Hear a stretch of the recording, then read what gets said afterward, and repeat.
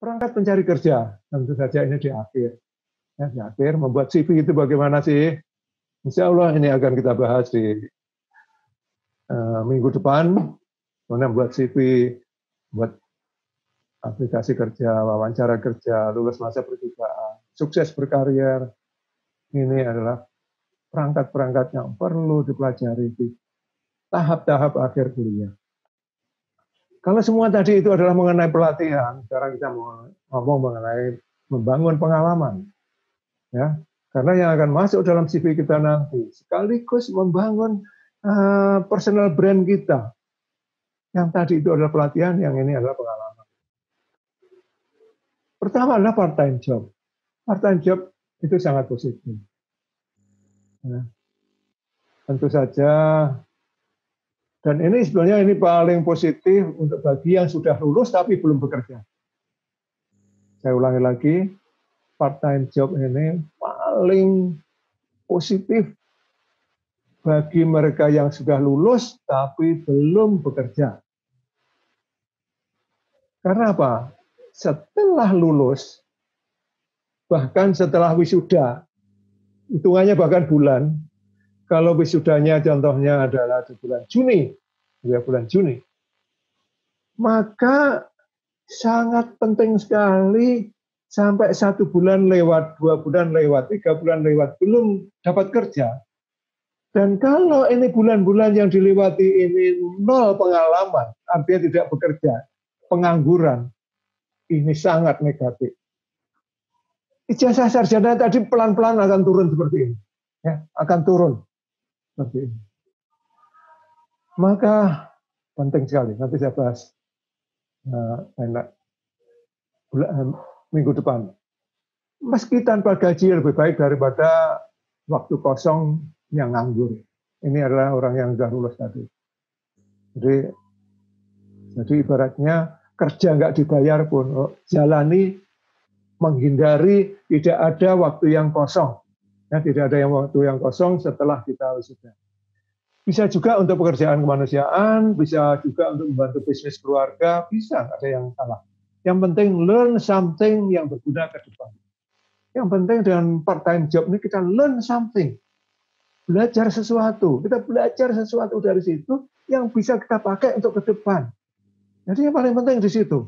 Bukan dapat honornya berapa, dapat gajinya berapa dari part-time job.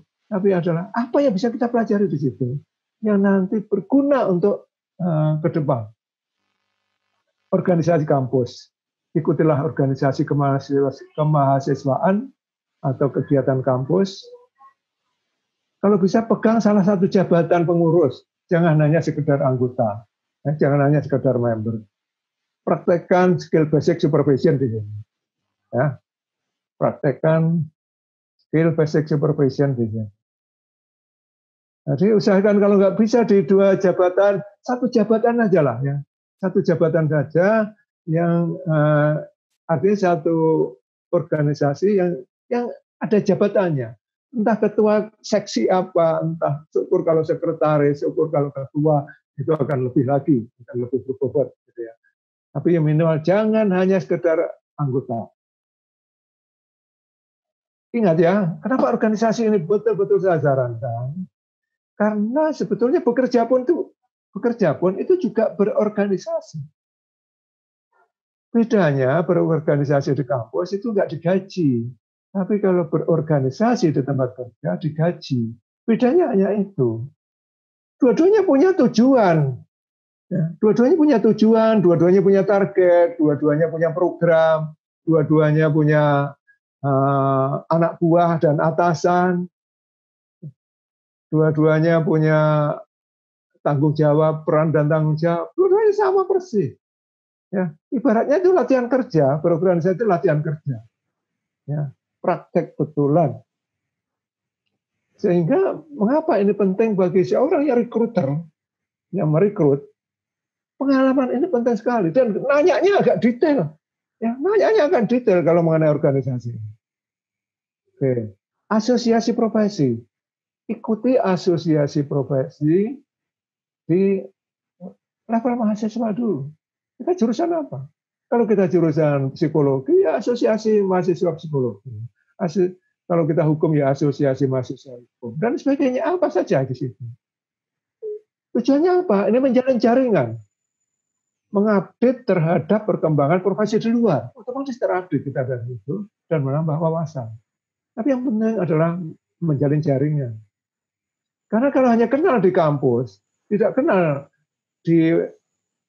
Jadi kalau kenal hanya di bangku kuliah, itu masih kurang dengan siapapun. Tapi kalau sudah di bangku kuliah, kenal juga di organisasi, kenal juga di asosiasi, itu kenalnya udah betulan seperti ini. Dan kalau nanti salah satu sudah dapat posisi baik, kita pasti ditarik. Itu adalah salah satu guna jaringan. Tugas akhir atau magang. Nah, banyak sekali yang belum menganggap tugas akhir ini sesuatu yang baik, sesuatu yang dianggap sebagai kesempatan emas. Ya. Tugas akhir itu kesempatan emas. Apalagi kalau kita berhasil ya mendapatkan kesempatan, tugas akhir itu di perusahaan yang kita idamkan, di perusahaan yang kita incar. Ini adalah kesempatan emas. Targetkan bisa di perusahaan idaman, kemudian rencanakan sebaik-baiknya. Jangan hanya sambil lalu. Jadi jangan hanya sambil lalu, terus kemudian waktu di tugas akhir di site gitu hanya selfie, dan sebagainya. Jangan, sayang sekali. Usahakan bisa 3 bulan, jangan hanya 1 bulan, 1 bulan setengah, 2 bulan, dan sebagainya. Karena apa? Karena 1 bulan itu nggak dapat apa-apa. Nggak dapat apa-apa. Sama-sama ruginya. Gunakan untuk mendemokan semua potensi Anda dan kalau bisa selama di sana banyak memberi masukan. Artinya mendemonstrasikan di sini gunanya. Kalau kita bisa mendapatkan kesempatan untuk tugas akhir di suatu perusahaan besar, apalagi kalau perusahaan idaman, kalau nggak perusahaan idaman, andai kata perusahaan besar pun, yang kebetulan nggak kita masuk ke dalam idaman kita, itu sangat baik kalau selama 3 bulan di situ, kita mendemonstrasikan semua perilaku dan attitude bintang kita. Ya. Semua kelebihan kita demokan di situ semuanya. Karena apa? Bagi mereka yang bintang, bagi mereka yang mempunyai kelebihan yang luar biasa, perusahaan itu langsung tanya, nanti lulus ke sini aja ya. Nanti lulus ke sini saja. Nanti saya carikan posisi. Sehingga apa? Bisa saja nanti tanpa interview. Karena apa? 3 bulan tadi sudah menjadi bukti bahwa kita teruji selama 3 bulan itu baik. Contohnya. Sehingga gunakan waktu 3 bulan ini betul-betul untuk bisa mendemokan semua kelebihan-kelebihan. Kelebihan skill, kelebihan pengalaman, kelebihan kreativitas, kelebihan totalitas bekerja. Ya, totalitas bekerja. Tunjukkan habis-habisan. Bahkan kalau itu bagus sekali, gitu, itu menjadi nilai tawar kita akan gaji berapa. Rumusnya pada waktu kita masuk pekerjaan yang pertama, entry level, dan kita lulus baru bekerja pertama, diterima itu rule of thumb-nya, hukumnya adalah kita jangan tawar-menawar harga.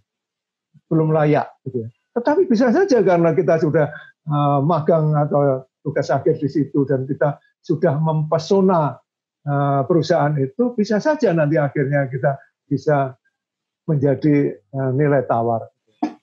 Kemudian jalin jaringan pribadi sebanyak-banyak. Artinya baik dengan ini, baik dengan itu selama tugas akhir. Baik dengan ini, baik dengan ini, baik ini, baik ini. Buat semuanya terpesona atau terpukau dengan kita selama 3 bulan. Hobi yang bermanfaat, tadi saya katakan. Ya, hobi bermanfaat. Siapa tahu, yang tadinya itu hanya happy-happy ke gunung kayak begini. Tapi karena dia tahu bahwa untuk naik gunung itu perlu keterampilan P3K, kemudian ke CPR, kemudian dia kuasai lama-lama menjadi struktur PMI. ternyata itu menjadi profesi dia. Sarjana ekonominya menjadi pendukung gitu. Jadi ini sangat bisa. Jadi apa? Mau hobinya menulis, ya, hobinya kartun atau hobinya fotografi. Kalau mempunyai hobi seperti ini, mau hobi menulis, kartun, fotografi, hiking dan sebagainya, tolong langsung disambungkan ke dalam profesi-profesi apa saja. Menulis contohnya, usahakan mulai dikaitkan dengan menulis apa yang nanti ada nilai positifnya ke profesi yang sedang saya incar. Kalau ini kartun, contohnya kartun, kemudian kita mengincar profesi K3, maka hubungkanlah bahwa kartun nanti untuk pelatihan-pelatihan K3, model-model K3. Fotografi sama, fotografi nanti apa? Mau pakai marketing, apa mau pakai promosi, apa mau dipakai ke K3, apa mau dipakai publikasi dan sebagainya, banyak sekali. Ya. Tapi artinya jangan hanya sekedar hobi, tapi kaitkan dengan kalau ke profesi sana, bagaimana arahnya dan sebagainya. Jadi itu hobi. Kemudian bangun jaringan, ya. Kalau ada pelatihan-pelatihan tampil beda, pastikan bertanya, gitu. Itu tampil beda. Itu nama itu akan diingat. Pilih tempat duduk yang mudah ikut diskusi. Jadi kalau itu training betulan, pilih tempat duduk yang mudah diskusi, dapatkan informasi dasar tentang topik pelatihan sebelum menghadiri, supaya waktu masuk ke pelatihan itu nggak blank ini, ya nggak blank tapi sudah punya dasar. Tetapkan mengapa ikut pelatihan ini. Jadi contohnya datang ke sini. Tetapkan mengapa saya ikut webinar ini. Kemudian catat bagian penting atau highlight bagian penting. Kemudian catat yang nanti perlu Anda tanyakan, yang berbobot. Ya. Kemudian dapatkan kontak number buat summary atau plan. Jadi ini bangun jaringan. Sehingga bisa kita simpulkan bahwa apa yang kita lakukan tadi sebagai skill utama dan skill pendukung tadi, kalau dijalankan betul-betul sudah akan mencetak kita sebagai personal brand kita sendiri. Personal brand kita sendiri. Personal brand itu apa sih? Personal brand itu garis besarnya adalah apa yang orang katakan tentang diri kita pada waktu kita nggak ada di situ. Jadi apa yang diingat oleh manusia. Jadi ini Jeff Bezos itu mengatakan, ya CEO Amazon, personal branding adalah apa yang orang katakan tentang diri kita ketika kita tidak ada di situ. Jadi apa yang diingat oleh orang lain tentang diri kita. Jadi bayangkan bahwa selama kuliah, apa yang kita pelajari secara akademis, training-training yang mendampingi, pengalaman-pengalaman yang kita dapat, semua yang berinteraksi kita lewat itu tadi, semuanya menjadi ingat kita karena apa? Ya, itulah branding kita. Nah, itu branding kita. Sehingga branding ini dilakukan sambil jalan, tidak otomatis kita sengaja membangun brand, tidak. Ya. Sehingga kita otomatis branding kita ini kita ingin yang positif sekali, ingin yang positif bahkan sangat positif. Ya. Ya, personal brand adalah keunikan sikap dan perilaku kita, perilaku seseorang yang terus-menerus diperagakan dalam jangka waktu yang panjang, sehingga menjadi pembeda orang itu terhadap yang lain, yang akan diingat terus oleh orang lain tentang diri kita. Itu personal brand. Ya. Oke. Sehingga sebetulnya yang kita lakukan selama 3-4 tahun ini, inilah yang membentuk personal brand kita dan akan mengisi CV. Jadi di sini akan mengisi CV kita ke kiri ini dan akan membentuk personal brand kita ke sebelah kanan. Jadi seperti itu. Sekarang tinggal apa yang akan kita tinggalkan dari bangku kuliah ini, apa yang akan kita tinggalkan untuk bisa kita isikan di CV dan bisa diingat oleh orang lain sebagai personal brand. Di situ. yang membedakan. Oke. Jadi yang mana yang dimasukkan CV? Yang mana yang dimasukkan CV? Tadi dibagi dua, training dan pengalaman. Hanya, oke, mungkin sebelum lanjut, mungkin saya stop dulu Pak Galih. Silahkan break dulu biar ada pertanyaan. Baik, untuk rekan-rekan silakan yang mau bertanya atau ada materi yang kurang jelas. Sementara itu udah ada 2 pertanyaan Pak yang masuk. Saya bacakan dulu ya. Oke, silahkan catat. Yang pertama dari Mas Muhammad. Agak keras. Assalamualaikum, izin bertanya Pak. Saat ini saya sedang kuliah FKM UHO konsentrasi K3. Tetapi saya bingung, setelah lulus nanti apa yang saya ambil pelatihan K3 rumah sakit, pertambangan atau konstruksi ya. Kemudian langkah-langkah apa yang saya ambil agar bisa meneguhkan hati untuk memilih pelatihan apa yang harus saya ikuti. Ya, gitu Pak. Jadi, siapa namanya? Pak Jayandi, Mas Jayandi. Mas Jayandi. Sekarang di kuliah? Kuliah di FKM UHO konsentrasi K3. K3. Oke, jadi apa yang akan diambil pelatihan-pelatihannya? Ya, itu. Kemudian juga beliau bingung setelah lulus nanti yang diambil itu pelatihan K3 rumah sakit, pertambangan atau konstruksi. Seperti itu. Oke, sekali lagi. Kemudian lanjutannya, apakah magang di bidang K3 rumah sakit, pertambangan, dan konstruksi sudah menjadi pilihan atau langkah yang tepat untuk menentukan pilihan? Mungkin yang tepat mungkin ya Pak. Bidang yang tepat. Dari Pak Jayandi juga? Ya, dari Pak Jayandi juga. Oke. Kemudian ada dari Pak Junaidi.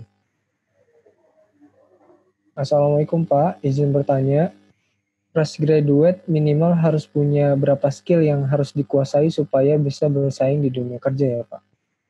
Terima kasih. Berapa skill? Baik. Oke, terima kasih Pak Jayandi.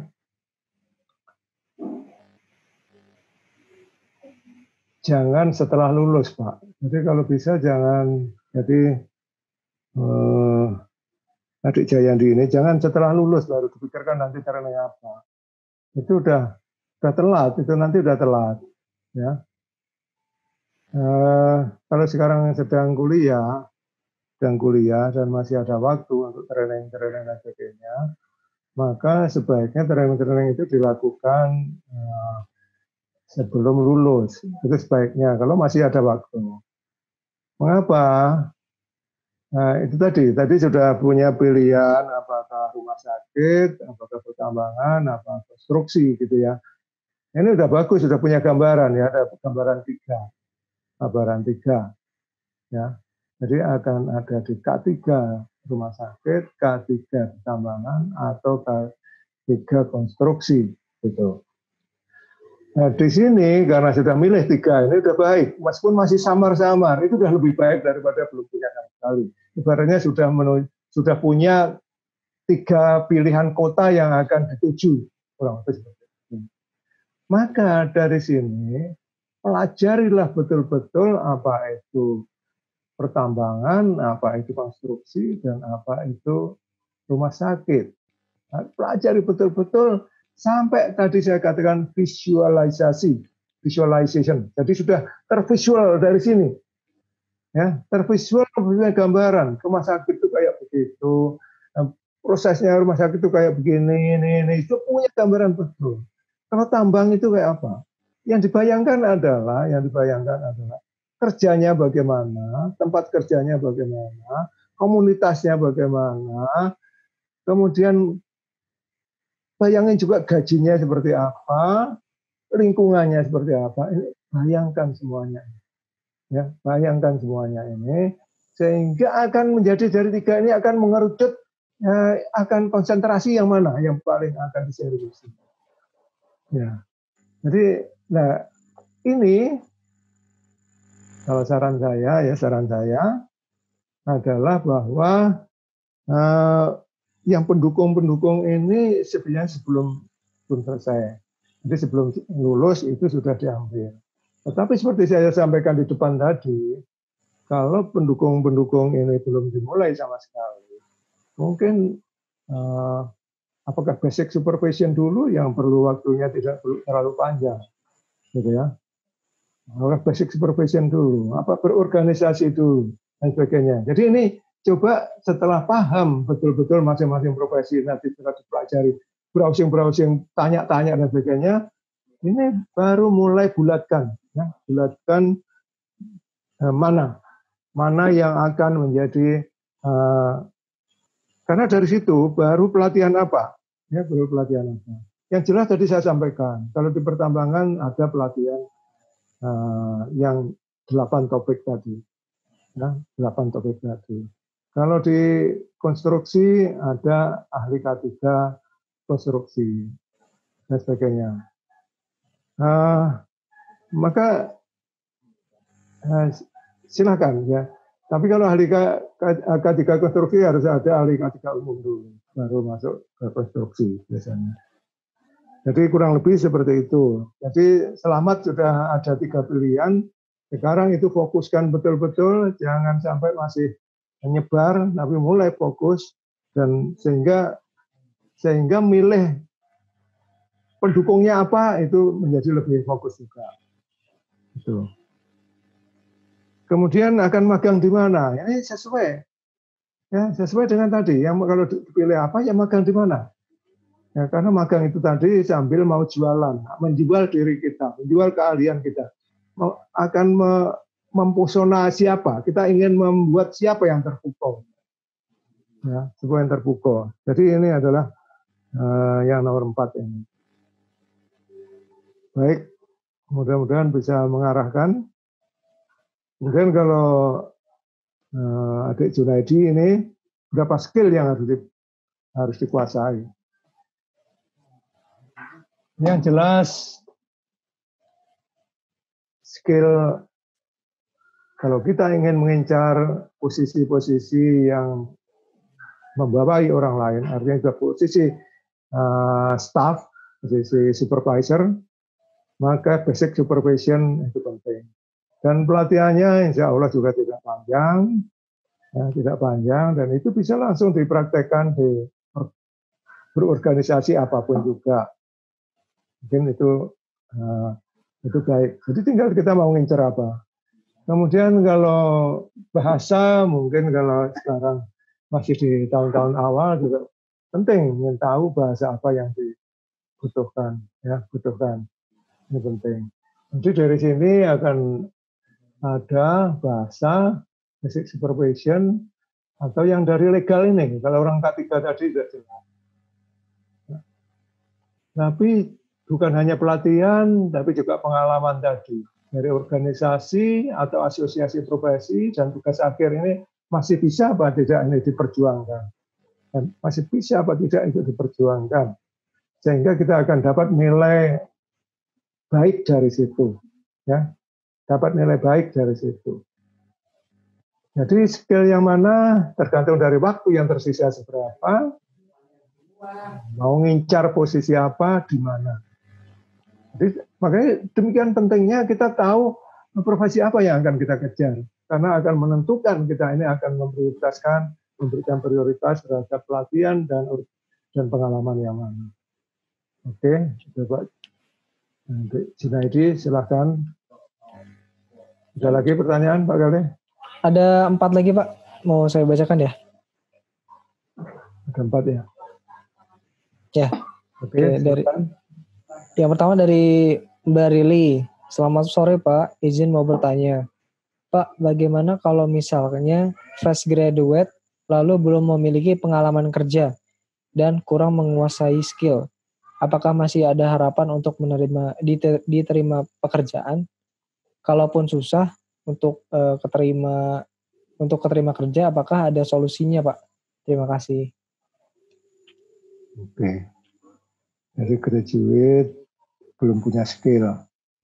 Ya. Jadi sudah lulus tapi belum punya skill ya? Iya, betul. Oke. Itu really. Kemudian, lanjut Pak.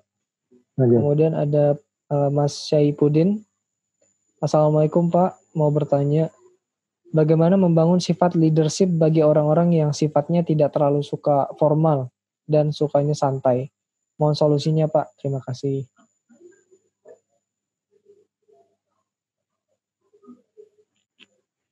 Oke, lanjut. Kemudian ada dari Mas Ansel. Selamat sore Pak, saya ada pertanyaan.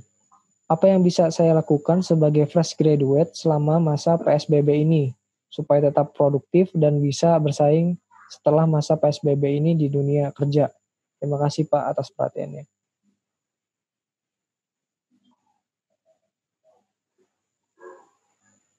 PSBB. Ya. Ada lagi?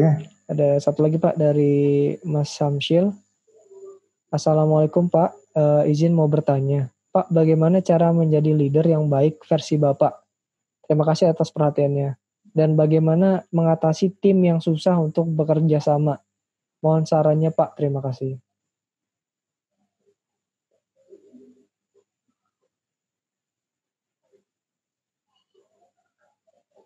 Oke. Mungkin pertama dari Rili dulu. Ini kayaknya dengan nomor 3 juga hampir dekat. Dengan Ansel. Jadi fresh graduate belum punya skill. Apa ada yang bisa dilakukan? Ya, apa ada yang bisa dilakukan? Insya Allah ada. Ya, insya Allah ada.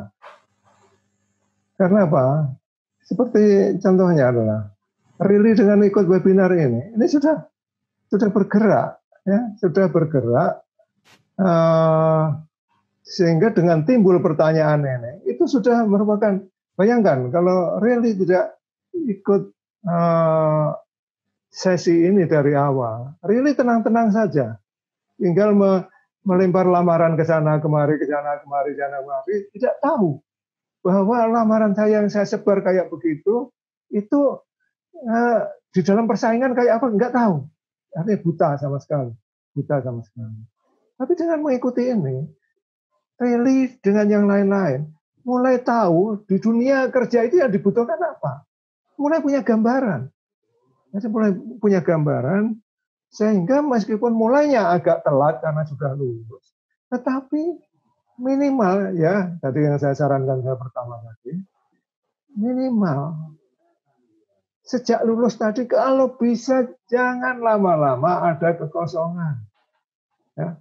Entah nanti bunyinya itu hanya magang, atau bunyinya nanti kerja nggak digaji pun, gitu ya. Kalau bisa itu dijalani. Syukur kalau kerjanya tadi masih sehubungan dengan cita-citanya. Ya. Karena begini, maksud yang saya harapkan adalah begini. Ini sudah webinar yang ketiga mengenai karir. Tentu siapapun yang ikut di sini, terutama Rili yang dulu mungkin punya cita-cita ingin apa, atau masih belum punya cita-cita, tapi dengan 3 kali ini sudah pasti mulai bergeser, sudah pasti punya ngincar, saya ingin berprofesi apa. Jadi sudah punya keinginan itu sudah pasti. Nah sekarang dari keinginan tadi lah mulai bergerak. Ya. Dari keinginan tadi sudah muncul sebuah profesi, 1 atau 2 profesi yang diinginkan. Nah dari keinginan tadi, itu dengan waktu yang ada, sambil nanti, karena minggu depan ini insya Allah kita akan ngomong CV dan sebagainya, nanti CV yang baik itu bagaimana, kemudian cara melamar itu bagaimana, bekerja itu apa, itu nanti adalah minggu depan. Maka nanti bentuk lamaran pun sudah beda, CV sudah beda gitu ya. Mungkin berikutnya lagi baru wawancara itu bagaimana dan sebagainya. Ini baru bisa menyebarkan sesuatu yang positif, sesuatu yang baik, sesuatu yang menonjol, kurang lebih menonjol gitu ya. Jadi stand out, istilahnya stand out. Gitu. Sehingga sekarang ini kalau really sudah punya pilihan profesi, maka skill itulah yang dikejar. Ya, skill itu yang dikejar atau pengalaman itu yang dikejar. Jadi dari waktu yang ada. Tapi ingat ya, jangan terlalu lama kosong tidak bekerja. Ya. Bahkan nggak digaji pun tidak apa-apa. Itu adalah saya dramatisir betulan. Akhirnya saya ekstrimkan bahwa demikian pentingnya tidak ada kekosongan sejak wisuda sampai mendapatkan pekerjaan. Demikian pentingnya. Oke, mudah-mudahan punya gambaran sedikit bagi Rili. Kemudian Saifuddin, sifat leadership. Yang bagaimana? Saya orangnya santai, saya formal. Leadership bukan berarti kita ini harus formal. Ya. Leadership itu membuat hidup ini nyaman, enak. Ya. Santai kan tidak berarti tidak serius. Kan? Ya. Serius tidak berarti harus formal. Tidak. Yang jelas, disiplin, ya, serius itu penting. Go beyond itu serius. Orang yang go beyond itu orang yang serius. Nggak mungkin orang yang nggak serius akan go beyond. Tapi bagus kalau kita bisa membawakannya santai karena nggak akan stres. Ya. Nah, leader itu adalah ngajak orang lain, ya, ngajak orang lain untuk berpikir,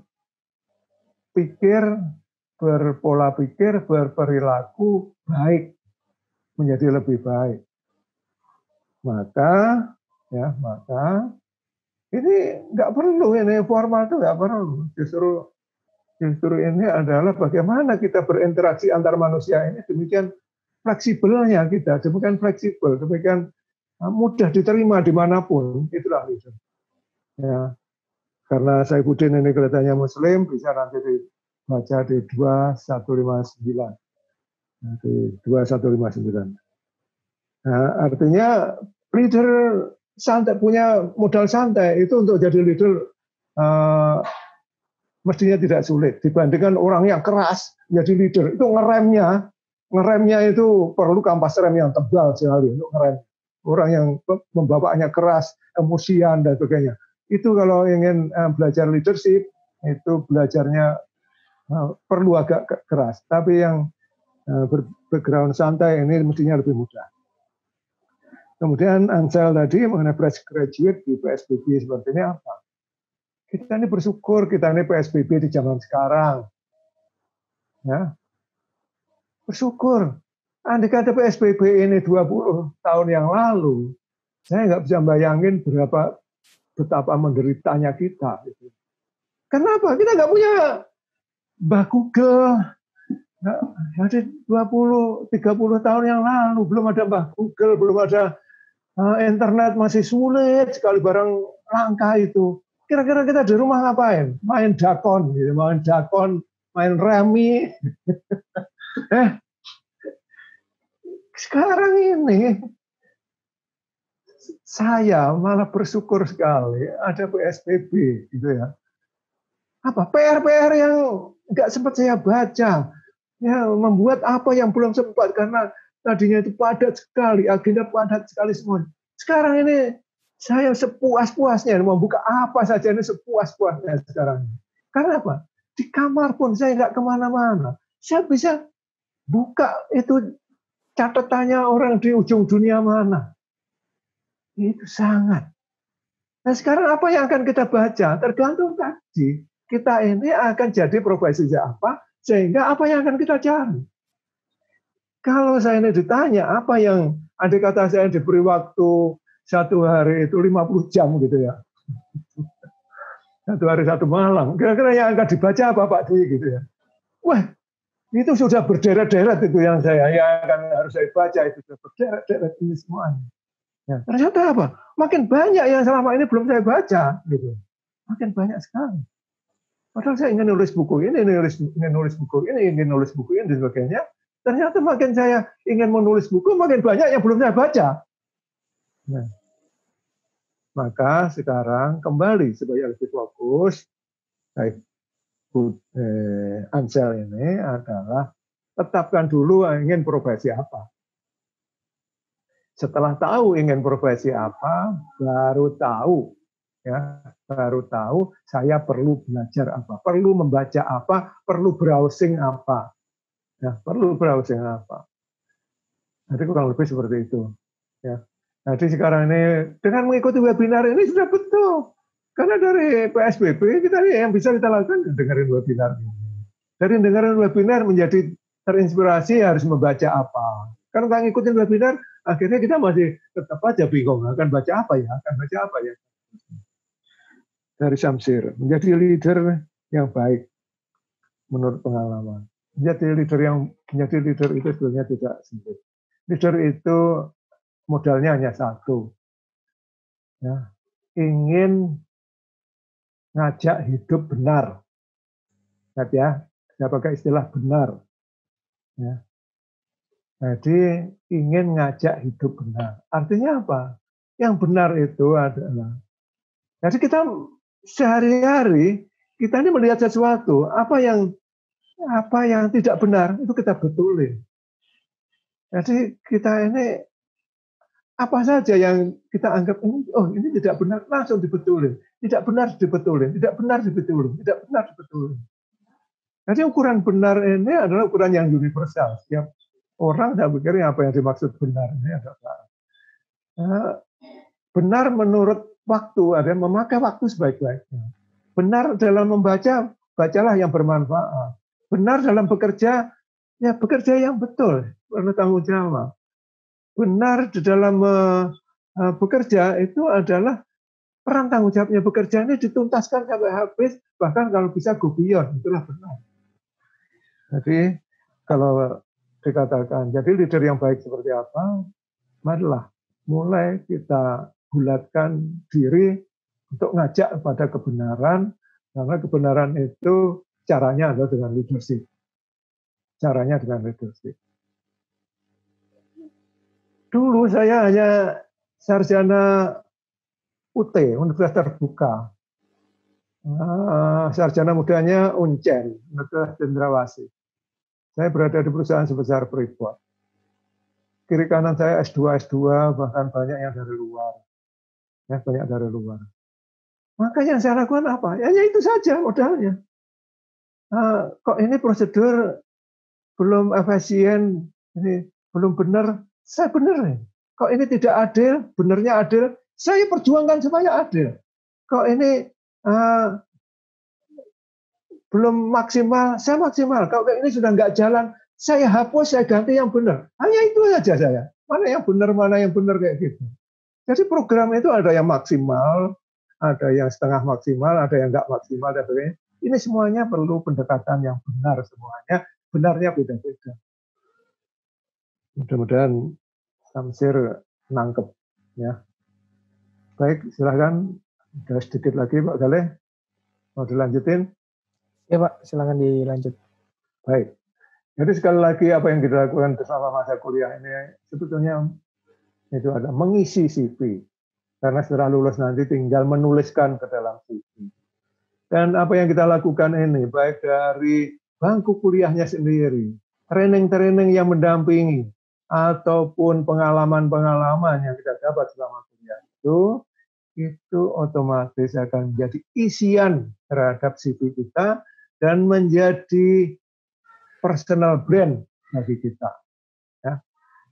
Yang akan diingat oleh orang lain tentang kita. Sehingga yang mana yang layak dimasukkan CV? Dari training dan dari pengalaman selama kuliah ini, mana yang layak dimasukkan CV? Nah, skill utama, artinya jurusan kuliah pasti harus masuk CV. Dan mudah-mudahan jurusan kuliah kita ini mencapai tingkat ini. Tiga-tiganya ini, memenuhi syarat tiga-tiganya ini. Ya, sampai tingkat kompeten, tingkat punya sukses story, dan punya tips-tips itu. Gitu ya. Dan nanti training tadi, pengalaman-pengalaman tadi, pastikan hanya memasukkan ke dalam CV kalau kita syukur kalau tiga-tiganya ini ada, kalau tidak ada tiga-tiganya minimal salah satu harus ada. Artinya kita menunjukkan contohnya, kita mengatakan, Pak, saya ikut training basic supervision. Ya. Kemudian sudah saya praktekkan waktu berorganisasi. Kemudian ditanya secara agak dalam, kita bisa jawab. Kita dengan kompeten PD. Sudah saya praktekkan Pak di organisasi, itu PD. Artinya kita punya kompetensi, punya kemampuan. Atau syukur karena punya sukses story. Saya di tim di senat atau di organisasi ini punya tim gini Pak, sehingga berhasil mencapai ini, sehingga tercapai target ini, dan sebagainya. Itu sukses story. Atau bisa disimpulkan bahwa ada tips ini, tips itu, dan sebagainya. Tapi jangan sampai menuliskan ke CV yang tiga-tiganya ini tidak ada. Ya, tiga-tiganya tidak ada, jangan dituliskan di CV. Karena itu akan menjadi nilai pengurang. Bagi yang mewawancarai kita, itu akan nilai pengurang. Coba ditulis kok, nggak ada apa-apanya. Nggak ada apa-apanya. Jadi, kurang lebih seperti itu. Jadi itu masuk ke CV. Oke, rangkuman. Bulatkan kembali profesi. Sekali lagi saya senang adik-adik sekalian sudah mulai menyentuh profesi, sudah mulai menyentuh keinginan, itu aja udah bagus sekali ya. Jadi saya harapkan bahwa hari-hari ini, apalagi bulan puasa atau dalam masa PSBB ini, marilah kita merenung, kita mulai mendekatkan diri pada Tuhan, dekatkan diri pada Tuhan. Berdoalah sebanyak-banyaknya, ya Tuhan, bimbinglah saya untuk menemukan saya ini turun di dunia ini untuk apa. Tunjukkanlah profesi yang tepat untuk saya, sehingga sisa hidup saya nanti itu paling berguna, yang paling berguna, sesuai dengan kehendakmu, sesuai dengan misimu, dengan keinginanmu saya di dunia apa. Saya buta sama sekali, Tuhan, saya buta sama sekali. Jadi mulai mendekatkan ke sana sambil membulatkan profesi. Dengan pertemuan dengan kita 3 kali berturut-turut ini, saya harapkan sudah mulai punya profesi, baik yang masih SMK, sedang kuliah di tahun-tahun awal atau tahun-tahun menengah atau hampir selesai, atau bahkan yang sudah lulus pun itu sudah mulai. Yang tadinya nggak punya pandangan yang profesi apa, sekarang sudah mulai tumbuh. Ini penting, belum telat, ya, belum telat. Mulailah sekarang menetapkan profesi, karena ini akan menetapkan langkah berikutnya apa, ya.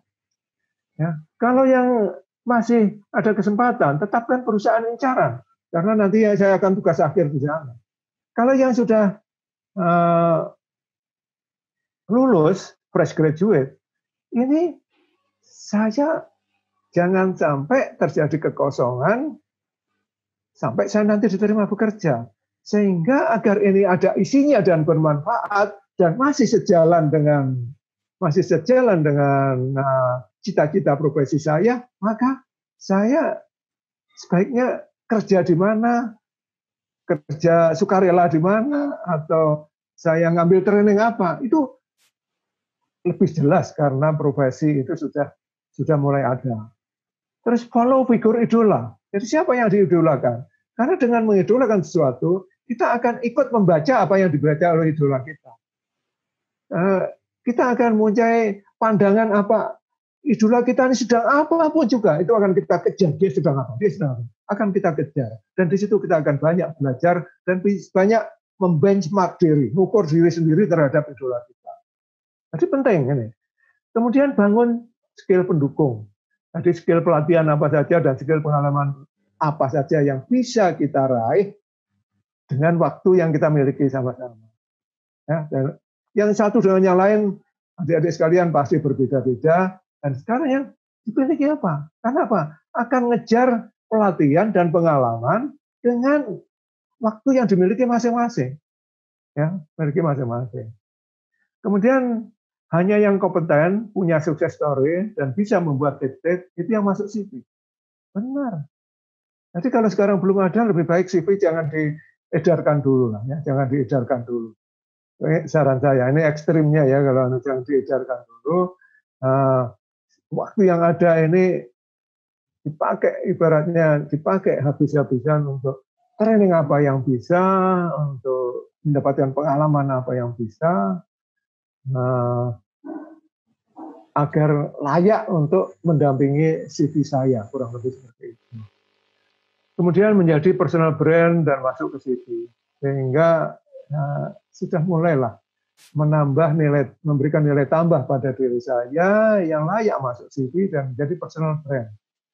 Contohnya, mulai sekarang, mulai training apa saja. Contohnya adalah kalau ngejarnya adalah profesi safety gitu, maka training apa saja, artikel apa saja mengenai safety, mengenai profesi safety, itu dikejar terus, dibaca terus. Baca, diikuti, dibaca, diikuti, dibaca, ikuti. Itu adalah salah satu contoh. Contoh memanfaatkan sisa waktu yang ada. Kemudian terapkan prinsip Pareto 80-20. Nah, dimaksimalkan. Artinya apa? 20-80 ini seakan-akan kalau ada yang pernah membaca atau melihat kisah seorang profesor yang di depan mahasiswanya dia membawa toples. Saya yakin pasti pernah dengar. Membawa toples. Kemudian dia di dalamnya ada diisi batu besar sampai toples itu penuh. Kemudian dari toples di situ ditanya kepada mahasiswanya. Hei mahasiswaku, kamu lihat toples ini? Iya, Prof. Apakah toples ini sudah penuh? Betul, Prof. Toples itu sudah penuh. Profesor bilang, belum. Ini belum penuh. Profesor mengambil kerikil kecil-kecil, dimasukkan ke toples. Masih bisa masuk. Digoyang-goyang gini, kerikil kecilnya tadi, batu-batu kecil-kecilnya tadi, itu masuk di sela-selanya batu besar-besar itu. Gini. Kemudian ditanya lagi mahasiswanya. Hei mahasiswaku, apakah sekarang toples sudah penuh? Betul, Prof. Itu sudah penuh sekarang. Belum, toples ini belum penuh. Profesor ngambil pasir, ditumpahkan ke dalam toples. Digoyang-goyang, masih bisa masuk juga. Kemudian, kayaknya sekarang ini udah penuh. Lempar kepada mahasiswa. Hei mahasiswa, apakah sekarang toples ini sudah penuh? Mahasiswa ragu-ragu lagi, karena sudah 3 kali salah. Ya, sudah 3 kali salah. Kenapa nggak dijawab? Prof, menurut saya ya sudah penuh, nggak bisa diisi apa-apa. Tiba-tiba profesor itu ngambil air, dimasukkan, masih bisa masuk lagi. Setelah itu baru penuh betul-betul. Di sini apa artinya? Yang ingin kita pelajari di sini apa? Maksudnya adalah, kalau sampai urutannya tadi dibalik, akan berbeda. Air dulu, kemudian diisi pasir penuh. Padahal itu diisi pasir penuh. Kalau diisi air, airnya masih tumpah-tumpah, masih bisa diisi pasir.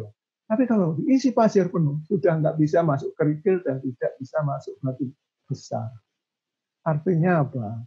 Dalam musim, pada waktu atau hidup kita ini, apalagi masa kuliah kita ini, pilihlah batu besar dulu. Hal-hal yang penting-penting dulu masukkan ke toples kita. Jangan kita sibuk ngurusin pasir atau kerikil yang kecil-kecil itu. Artinya sekarang mulai pilah-pilah mana yang 20 bagi saya, dan pasir tadi itu 80, pasir kerikil itu 80. Nah, itu 80. Jadi itulah, mari dari waktu yang tersisa masing-masing di bangku kuliah, atau yang sudah lulus tapi dikejar waktu supaya masa kekosongannya tidak banyak, itu semuanya dikejar waktu ini. Semua dikejar waktu, sehingga pastikan yang masuk toples sekarang ini adalah hanya batu besar-besar.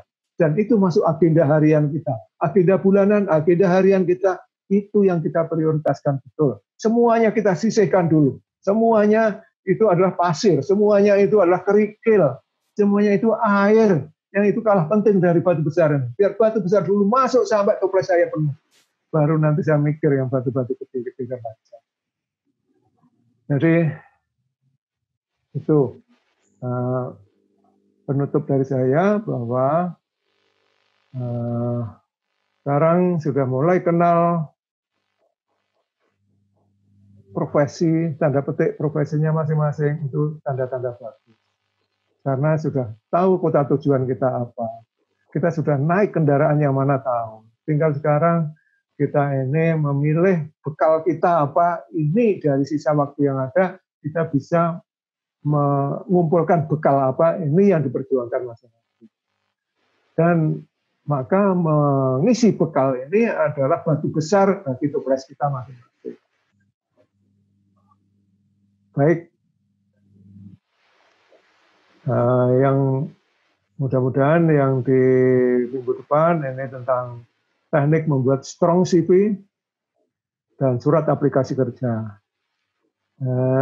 Kalau waktunya masih ada, mungkin persiapan wawancara, tapi kayaknya 2 itu pun sudah memakan waktu yang cukup banyak nanti. Baik, Pak ya. Galis, silahkan. Baik, kita sudah di penghujung acara ya teman-teman. Mungkin ada yang mau bertanya lagi? Cukup ya, saya kira. Terima kasih Pak Dwi untuk pemaparannya. Terima kasih juga rekan-rekan yang sudah berpartisipasi aktif dalam webinar pengembangan karir kali ini. Mungkin ada closing statement Pak Dwi terakhir. Oke, closing statement adalah tadi kita mulai dengan menghadirkan Tuhan, mari kita juga tutup dengan berserah diri kepadanya. Ya, ingat bahwa profesi kita menurut Mark Twain tadi adalah hidup kedua kita, yang menjawab mengapa kita dihidupkan di dunia. Alasan mengapa kita hidupkan dunia, itulah profesi kita. Itulah kita, nilai kita hidup di dunia itu di situ sebagian besar itu akan ada di situ. Yang kita hidup ini manfaat, membawa manfaatnya itu di situ. Maka dari itu, di samping kita mencoba menggali, belajar, untuk membulatkan diri saya ini berprofesi apa, sambil kita berdoa kepada Yang Maha Kuasa agar kita dimudahkan kita di dalam menetapkan kita akan berprofesi apa yang akan menjawab kita hidup dunia ini untuk apa. Di samping webinar, NDC juga menyediakan itu WhatsApp group maupun lewat sarana medsos yang lain. Jadi ini manfaatkan sebaik-baiknya. Kalau ada pertanyaan-pertanyaan yang sifatnya pribadi, silahkan semuanya free. Terima kasih.